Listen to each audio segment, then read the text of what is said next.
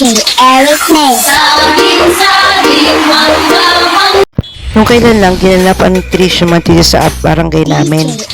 Nagsuot ang mga bata ng mga costume na dinaluhan din ng mga nanay at ng iba't ibang mga ahensya ng gobyerno na kung saan suportado nila ang nutrition month at naturang mga batang ito na may kaysa ng mga sopas, lugaw at mga taho na kung saan pinamimigay nila ito ng libre. Maliban doon, dumagsa din ang mga iba't ibang mga sobrang daming tao ng mga panahon na yung mga kadayari. Hindi na nga magkamayaw yung mga nanay na nagsisipicture sa mga batang nagsitalo doon sa naturang event na yun, mga kadayari, na kung saan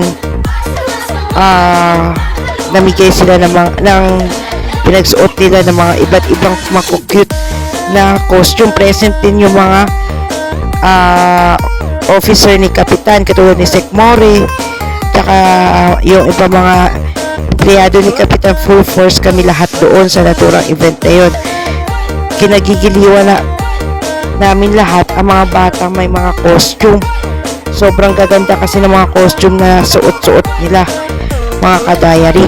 Kaya sobrang saya ko rin na nakadalo ako sa naturang event na yun. Kasi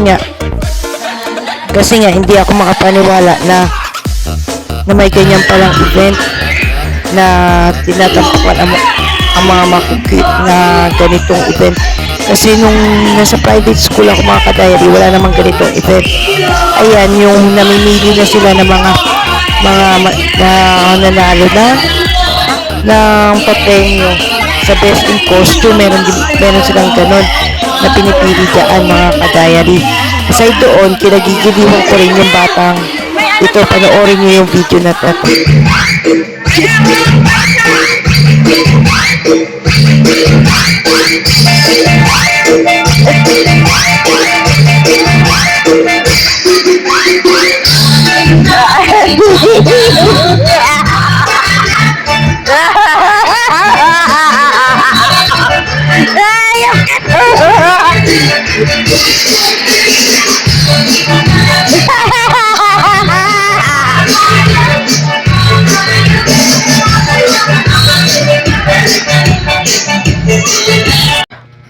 Kung narinig niyo yung halakhak ko sa naturang video na yun, yung kasama niyang matanda doon ay former kagawad namin dati. Sobrang bibong-bibo yung batang yun. Kaya kinagiliwan ko rin siya ng mga panahon na yung, mga kadayari. So, maliban doon, mga kadayari, ito naman yung ang susunod ko naman na ipapakita sa inyo na video ay ito yung performance sa mga bata na sumayaw sila.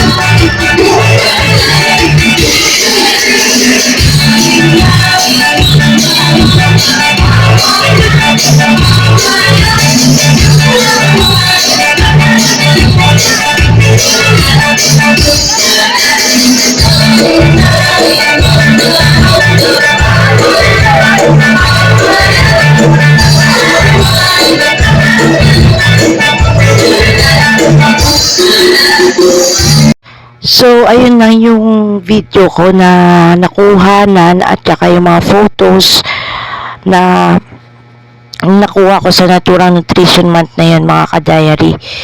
So, kabuuan, naging matagumpay naman at naging maayos naman ang programa ng nutrition month dito sa barangay namin.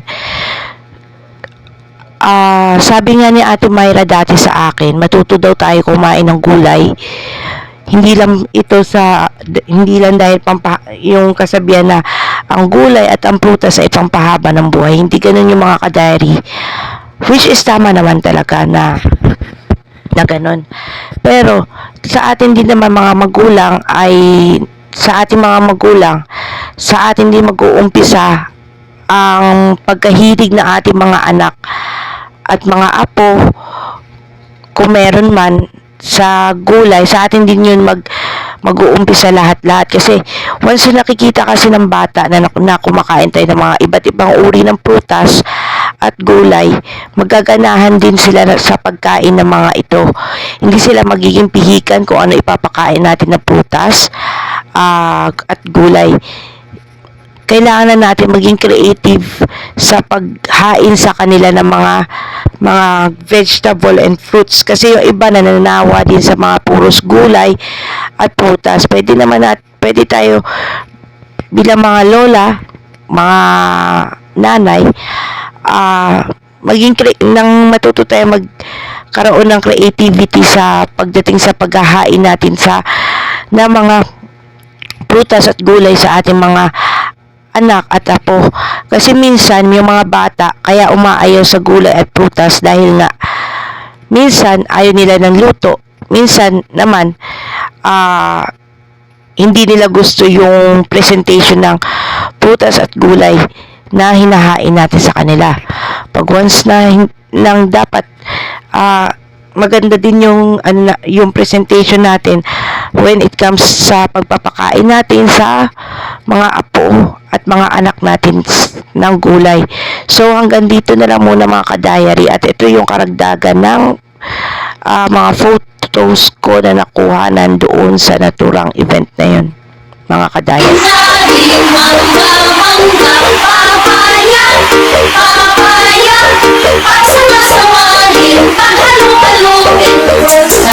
That's a Carol Angels.